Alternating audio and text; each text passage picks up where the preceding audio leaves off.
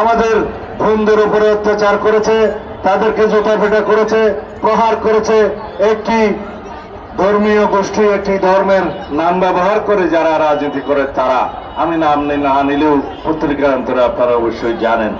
জাহাঙ্গীরনগর বিশ্ববিদ্যালয়ের একজন শিক্ষিকা, তিনি কথা বলার জন্য, টকশোতে কথা বলার জন্য তার বিরুদ্ধে মামলা দায়ের করা হয়েছে, যেহেতু তার কথা সেই ধর্মান্ধ গোষ্ঠীকে আহত করেছে।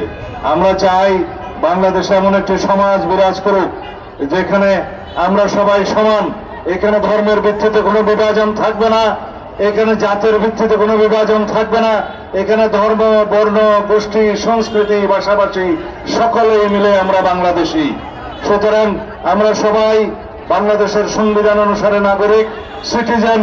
এখানে কেউ ধর্মীয় পরিচয়ে সংখ্যালঘু সংখ্যাগুরু থাকবে না, এখানে কোনো সংস্কৃতির ভিত্তিতে বিভাজন থাকবে না, এখানে কোনো ভাষাভাষী এবং বর্ণের ভিত্তিতে কোনো বিভাজন থাকবে না।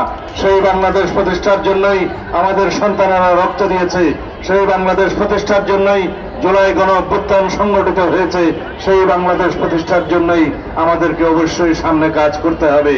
আমরা একটি শক্তিশালী গণতান্ত্রিক রাষ্ট্র নির্মাণ করতে চাই, যে রাষ্ট্রে কোনো বৈষম্য থাকবে না, সাম্যের ভিত্তিতে, ন্যায় বিচারের ভিত্তিতে, সামাজিক ন্যায় বিচারের ভিত্তিতে এবং একটি শক্তিশালী গণতান্ত্রিক অধিকার নিশ্চিত করার জন্য আমরা সেই বাংলাদেশ নির্মাণ করব ইনশাআল্লাহ। আমি আজকে এখানে এই সমাবেশের এই উসিলায় দুটি কথা বলতে চাই। গতকালকে বাংলাদেশে একটি আদেশ জারি করা হয়েছে, রাষ্ট্রপতির আদেশ, এবং একই সাথে জুলাই জাতীয় সনদ সহ সেই আদেশের উপরে গণভোট অনুষ্ঠানের জন্য আহ্বান করা হয়েছে। আমরা আমাদের দলের পক্ষ থেকে বলেছি, জুলাই জাতীয় সনদ যেভাবে স্বাক্ষরিত হয়েছে সেটা আমরা প্রতিপালনে প্রতিশ্রুতিবদ্ধ, অঙ্গীকারাবদ্ধ। জুলাই জাতীয় সনদ যেভাবে রচিত হয়েছে, প্রণীত হয়েছে, স্বাক্ষরিত হয়েছে, সেই জাতীয় সনদ আমরা অক্ষরে অক্ষরে প্রতিপালন করার জন্য অঙ্গীকারাবদ্ধ। এর বাইরে চাপিয়ে দেয়া, জবরদস্তিমূলক আর যে কোনো প্রস্তাব যদি দেয়া হয় সেটা জনগণ বিবেচনা করবে।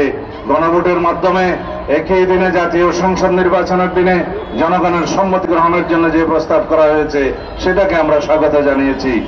কারণ এটা ব্যয় সাশ্রয়ী, এটা সময় সাশ্রয়ী, এটা বিভিন্ন রকমের আয়োজনের সাশ্রয়ী এবং এটা সুবিধাজনক। বেশি ভোটারদের অংশগ্রহণের মধ্য দিয়ে তারা মতামত দিতে পারবে। তবে এটা আমাদের মনে রাখতে হবে, গণভোটের মধ্য দিয়ে আইন প্রণয়ন করা হয়ে যাবে না, গণভোটের মধ্য দিয়ে সংবিধান সংশোধন হয়ে যাবে না। তার জন্য অবশ্যই জাতীয় সংসদ গঠিত হতে হবে।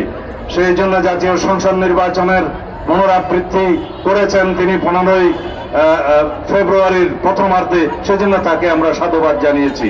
কারণ আমরা অবশ্যই আগামী ফেব্রুয়ারির প্রথমার্ধে জাতীয় সংসদ নির্বাচন অনুষ্ঠান হোক, সেটা চাই। এই জাতি চায়, আমরা ভোটাধিকার প্রয়োগ করতে চাই।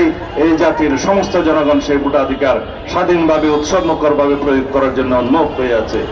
আমরা মনে করি বাংলাদেশে সেই জাতীয় সংসদের সার্বভৌমত্ব যাতে খোদা না হয়, সেই জন্য আমরা কোনো আরোপিত আইন দিয়ে, আদেশ দিয়ে, যে কোনো রকমের জবরদস্তিমূলক প্রস্তাব দিয়ে জাতীয় সংসদের সার্বভৌমত্বকে আমরা হস্তক্ষেপ করাতে দিতে চাই না।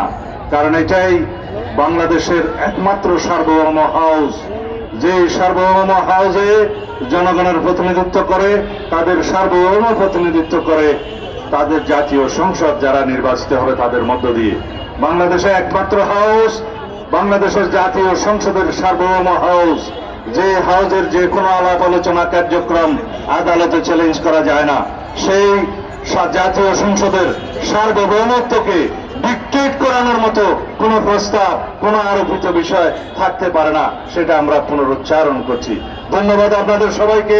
আমরা এখন এখান থেকে মৌনমিছিল শুরু করব, শহীদ মিনার পর্যন্ত যাব। আমরা আপনাদেরকে অনুরোধ করব সুশৃঙ্খলভাবে যেন আমরা সেই মৌনমিছিলে অংশগ্রহণ